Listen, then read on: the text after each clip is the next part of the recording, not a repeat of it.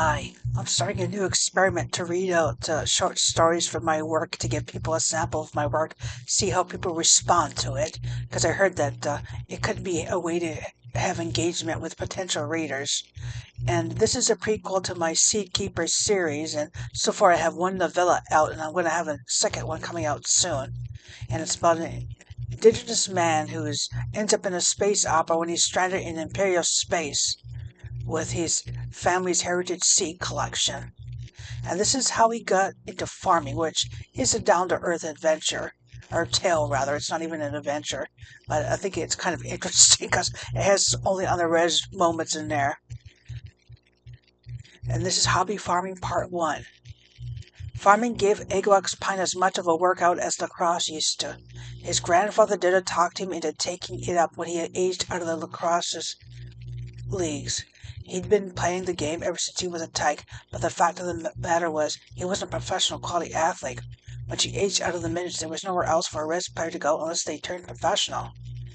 Dada let him play all he wanted when he was young without any comments or complaints. Lacrosse was more than a sport to their people. It was the creator's game, and the residents' devotion to the sport was a combination of sports fandom and religious experience.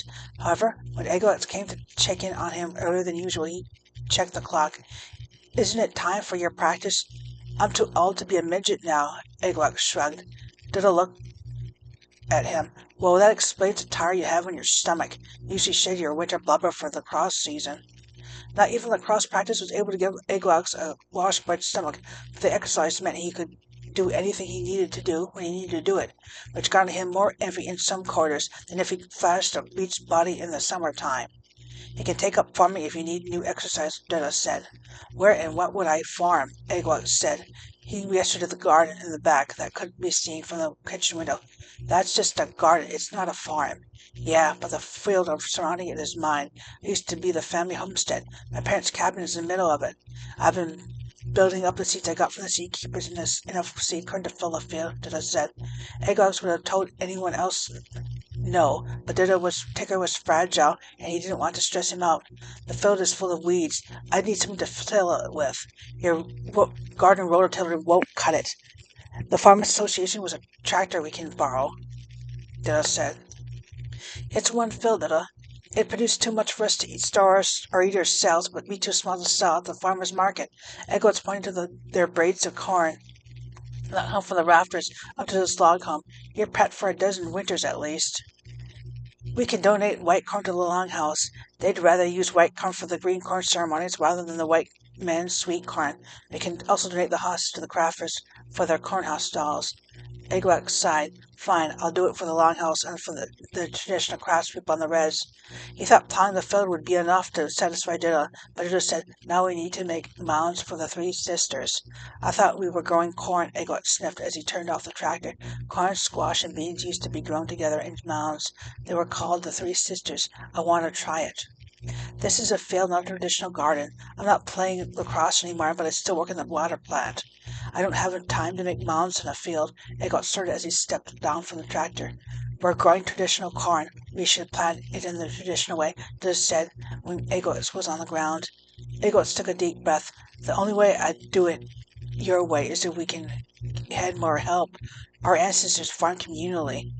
One man was expected to do all the work himself. I accept the fact we can't farm traditionally, but I want you to produce an organic product," which began another round of negotiations that became triggered by organic obstacles and pests that came up during the growing season. The pests were the bees. "They're not pests, they're vital part of the ecosystem," Donna said. "I know that much, but I don't like risking getting stung because they want to swarm our field," Eggwalk said. "You know there are farmers who pay for beekeepers to bring their hives to pollinate the fields. These wild bees are doing it for free. So I can't use raid on them, but they're acting like an extortion racket. I have to return the tractor back to the Farm Association for the next borrower, and now they're swarming its seat," Eggwalk grumbled. "Huh?" He pointed to the tractor, which had bees on its seat. I'll call a beekeeper." The beekeeper traced the calling to the old homestead that Dutta had in the back of the field. "I was raised there and didn't want to take it down, but it hasn't been lived in decades. Well, the bees set up a colony there. They moved in when humans moved out." Harry said to Jenna when they went to look at it. "There was a swarm of bees at the posts and many holes inside that bees were using as a superhighway. There were so many holes inside the front wall that Eggwats didn't know how to stay up. Do you think the bees' honeycomb is acting like insulation for that thing? The cabin doesn't look like it's safe to go into.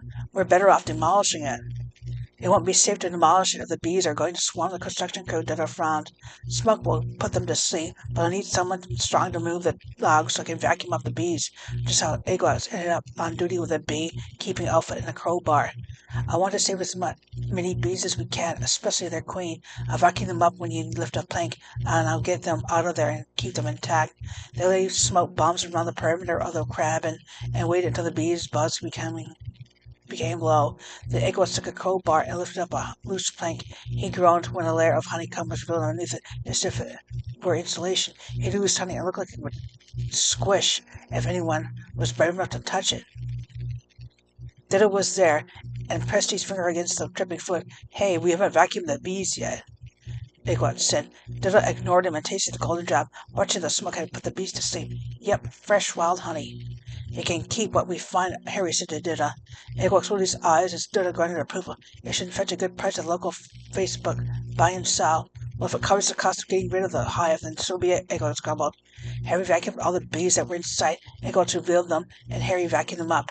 They had to take off all the paneling on the perimeter before it was done, and then it was Eggwat's job to lift the beeswax honey layers one by one. Dida had some styrofoam cooler on hand for it. The res beaters and crafters will be set for life, Eggwat grunted. He knew beeswax was a popular tool for the res's beaters.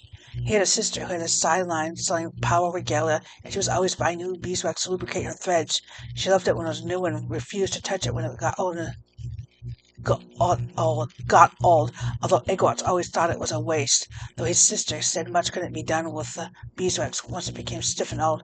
I think we can sell beeswax at the next Longhouse Craft Booth fundraiser, Dida grunted. Of course, this led to them renting a booth space the next time the Handicrafters Bazaar came about. Dida said he was selling it too cheap, but Eggwat said, I want to get it out of the storage shed. We can always use the honey to vaccinate ourselves against local allergens. Honey's good for that. Eggwat found that he still had too much to pack up until one of the craftspeople came up to him and looked at the blocks of beeswax. Your prices undercut my business, Millie sniffed. We found an infestation of bees. Now we're stuck with a bunch of wax and honey to move. This is a one-time only thing, Eggwat said. Millie glanced at the slabs of beeswax and the jars of honey. How about $100 to take the rest off your hands? Eggwat accepted her offer. He would have paid her to get rid of the beeswax for him. They donated the corn they didn't eat themselves to the Longhouse. Hobby farming was as big a commitment as lacrosse had been. And I should explain a few things especially about the name of my main character, the young man who does the farming for his grandfather. I may be pronouncing it wrong, but Eggwat is kind of like we call Ego in Mohawk, and I have a backstory where basically his mother was studying Mohawk language when she was pregnant with him, and when she gave birth to him, she called him Eggwat, which means ego, and ego is kind of like a watchdog, canary in the coal mine for us, at least in our way of thinking, because there's said to be an ego on top of the Tree of Peace that's supposed to give out a screech to warn the League whenever there's danger to the League. And that's kind of what he is when he gets into Imperial space, but that's in my Seedkeeper novellas, when food sovereignty ends up being an intergalactic issue.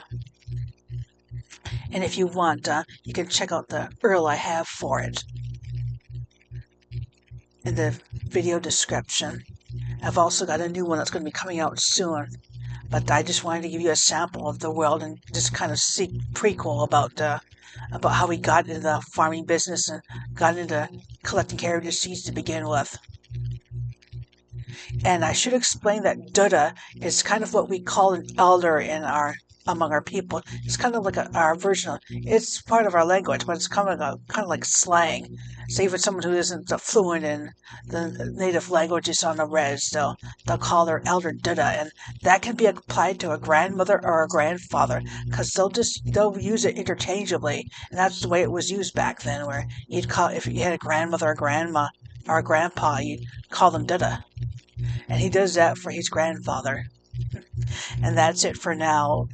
I'll see what I can produce next week.